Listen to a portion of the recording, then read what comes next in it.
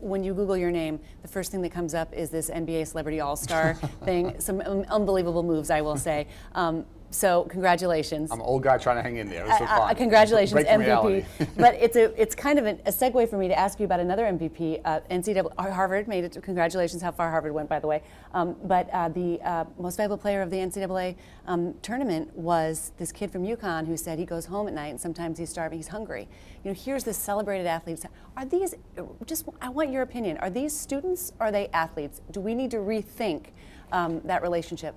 It's a much longer question probably than we have time. I think about it a lot, and obviously having the chance to be a student athlete was a life transforming opportunity for me.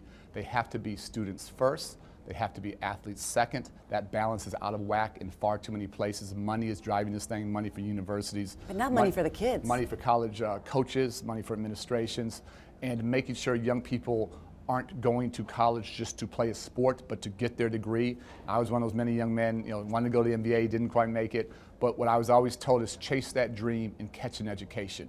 And so many of the incentives for coaches are just around wins and losses, right, not around graduation rates. Universities have been complicit, presidents, boards, and we need to push very, very hard to make sure that young people have a chance to get a great education that will change their opportunity structure forever if they graduate.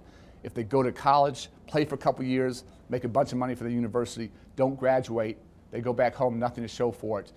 Then who wins? That is not fair. Right. That is not fair. I grew up with a lot of players like that in the south side of Chicago, so this one's very, very personal for me. The priorities, the incentives are way out of whack right now. It is personal in Chicago. Northwestern, we'll watch what happens in Northwestern. You have a judge saying these are employees. It's a fascinating, I don't know all the details there, it's a fascinating conversation, but at the end of the day, taking a real hard look is students first, athletes second. What are universities doing to ensure the academic success of their student athletes so they have a lifetime of opportunity way beyond the playing field or the basketball court?